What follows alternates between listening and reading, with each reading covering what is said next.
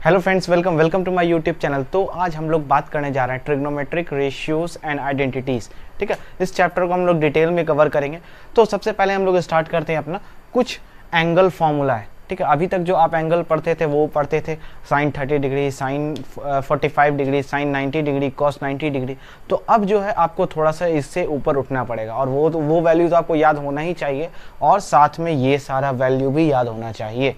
जैसे sign 15 degree, ठीक है, साइन 15 डिग्री का जो वैल्यू होता है वो होता है √3 - 1 अपॉन 2√2। ठीक, √3 - 1 अपॉन 2√2। फिर उसके बाद साइन 18 डिग्री, साइन 18 डिग्री का वैल्यू क्या होता है √5 - 1 अपॉन 4।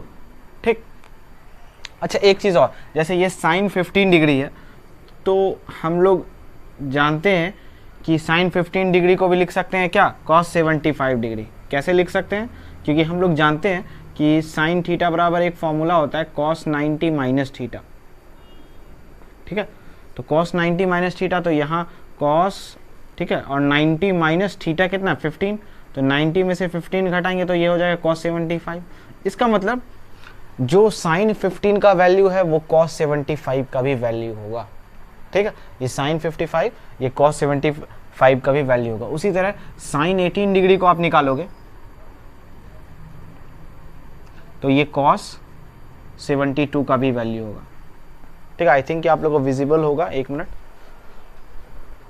हाँ विजिबल है।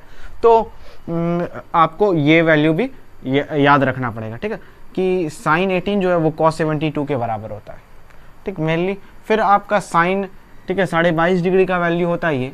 फिर साइन 36 डिग्री का, आपको सिर्फ ये यहाँ पर सिंपली यही याद रखना है। ठीक है, 22.5 इसका नहीं निकालना, क्योंकि ज़्यादातर यही वैल्यू यूज़ होता है। ठीक, और फिर साइन 36 डिग्री, अब देखो साइन 36 का वैल्यू क्या होता है √10 - 2√5 अपॉन 4। ठीक, तो अब तुम इसको साइन 36 भी याद रख सकते हो, या फिर साइन 54 या फिर इसको cos 54 भी बोल सकते हो, क्योंकि हम जानते हैं कि साइन 36 को क्या लिख सकते हैं हम लोग, cos 54 भी लिख सकते हैं। कैसे, तो ये फॉर्मूला होता है साइन थीटा बराबर क्या फॉर्मूला होता है cos 90 माइनस थीटा। तो 90 में 36 घटाओगे तो ये cos 54 का भी वैल्यू हो जाएगा। तो यहाँ से ये वैल्यू आता है।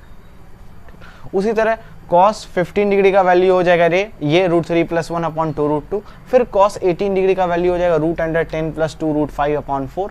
फिर उसी तरह cos 22.5 डिग्री का वैल्यू हो जाएगा √2 + 2√2/2। ठीक है, फिर cos 36 का वैल्यू हो जाएगा √5 + 1 अपॉन 4। तो इसी तरह जैसे ये cos 15 डिग्री का वैल्यू इतना है, तो cos 15 डिग्री को हम लोग साइन 75 डिग्री भी बोल सकते हैं। तो साइन 75 का वैल्यू ये हो गया। जैसे cos 18 ये है तो हम लोग इसको साइन 72 ही बोल सकते हैं।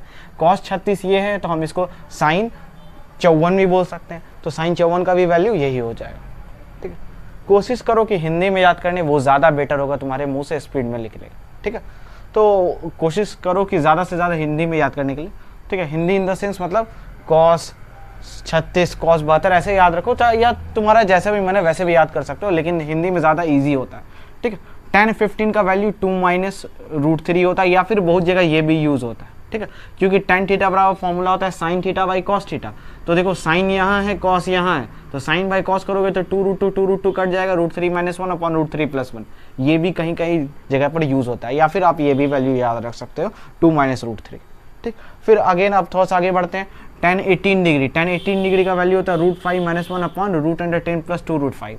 ठीक है, तो ये सारा वैल्यू जो है ये निकलता भी, ये आपको हम निकालने भी बता सकते हैं, लेकिन बहुत ज़्यादा टाइम वेस्ट हो जाएगा, इस पर बहुत ज़्यादा लंबा वीडियो हो जाएगा। ठीक, तो हम आपको ये टेबल देते हैं, आप इसको याद करो, बहुत ज़्यादा इंपॉर्टेंट रहेगा। फिर tan 22.5 डिग्री √2 - 1। कभी कभी निमसेट एग्जाम में ऐसा होता है कि डायरेक्ट वैल्यू पूछ लेता है कि tan 22.5 डिग्री का वैल्यू क्या होगा, तो बहुत लोग को पता ही नहीं होता, इसीलिए आपको फॉर्मूला बहुत ज़्यादा इंपॉर्टेंट है। फॉर्मूला तो ट्रिग्नोमेट्री का याद करना ही करना है, और अगर आपको बेसिक्स फार्मूला नहीं याद है तो आप मेरे ट्रिग्नोमेट्री 11th वाले लेक्चर्स में जाके सारा तुम फार्मूला देख लो, वहाँ सारा फार्मूला डिस्कस किया हुआ है। यहाँ बेसिक लेवल का हम लोग फार्मूला डिस्कस नहीं करेंगे, यहाँ जो भी डिस्कस होगा वो निमसेट लेवल का डिस्कस होगा। ठीक है, तो tan 22.5 डिग्री का वैल्यू हो जाएगा √2 - 1। फिर tan 36 का वैल्यू हो जाएगा √10 - 2√5 अपॉन √5 + 1। ठीक है, अब ये जो tan 36 निकला ये भी ऐसे ही निकला, ठीक है। साइन बाई कॉस 4 कैंसिल हो जाएगा, ये यहाँ से ये यहाँ वैल्यू लिखा जाएगा, ठीक। उसी तरह कॉट 15 डिग्री का वैल्यू हो जाएगा 2 + √3, ठीक। अब इसको बहुत जगह हम लोग ऐसा भी लिख सकते हैं √3 + 1 √3 - 1, ठीक है। इसको बहुत जगह ये भी हम लिखते हैं, ठीक। तो चाहे ये वैल्यू याद रखिए, चाहे ये वैल्यू याद रखिए। फिर उसी तरह कॉट 18 डिग्री, कॉट 18 डिग्री को हम लिखते हैं √5 + 2√5। अब इसको ऐसा भी लिख सकते हैं या फिर आप ऐसा भी याद कर सकते हैं, ठीक है। कॉट 15 डिग्री है ना, या आप चाहे इसको रेसिप्रोकल करके लिख सकते हैं, रेसिप्रोकल करके, यानी कि क्योंकि कॉट थीटा बराबर क्या होता है 1/tan थीटा। तो ये सब वैल्यू ज़्यादा उतना पूछता नहीं है, लेकिन ये सब बहुत ज़्यादा इंपॉर्टेंट है, ये सारा वैल्यू, ठीक है। ये सब आपको क्वेश्चन में भी बहुत ज़्यादा यूज़ होगा, ये ऊपर वाला साइन कॉस का पूरा, ठीक है। और कॉट उसी तरह आपका 36 का वैल्यू होता है ये, तो आप आई थिंक इसको याद कर लीजिए, ठीक है। इसको जितना जल्दी से जल्दी याद कर लीजिएगा ये सारा फॉर्मूला को, उतना आपको मैथ सॉल्व करने में ईजी हो जाएगा, ठीक है। इसको नोट डाउन कर लीजिए और इसको प्लीज़ याद कर लीजिएगा।